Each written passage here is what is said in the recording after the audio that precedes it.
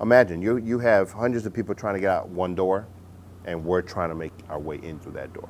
Total chaos, people yelling and screaming. Training kind of kicks in, and you're running in, and you're kind of looking at the hands, and hopefully no one's carrying something that as they're coming out. But all those people were crying in chaos and covered in blood, and it was horrific. Finally make my way inside the club through the patio, and we just all stopped because it just hit us that there's a bunch of people lying on the floor.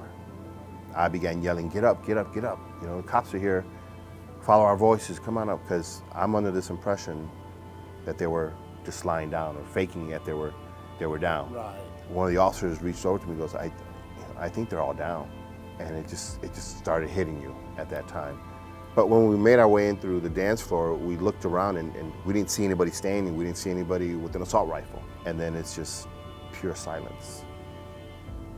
Now you just start hearing the radios from other departments.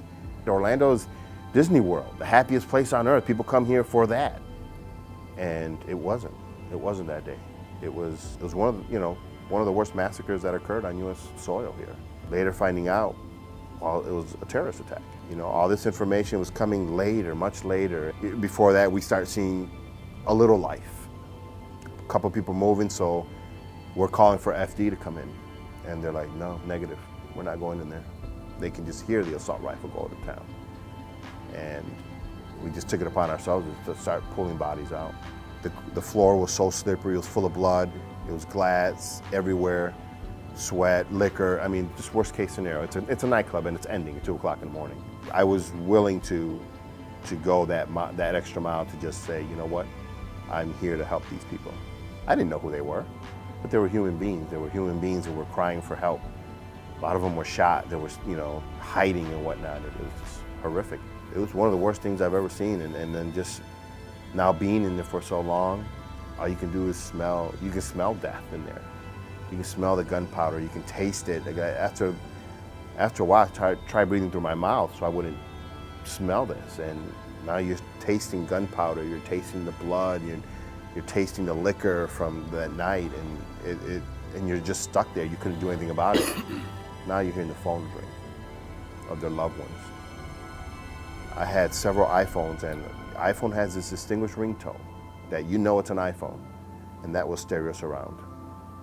And you can see the caller IDs. You can see mom, you can see dad, you can see best friend and brother, sister calling in, because let me tell you something, social media travels real fast.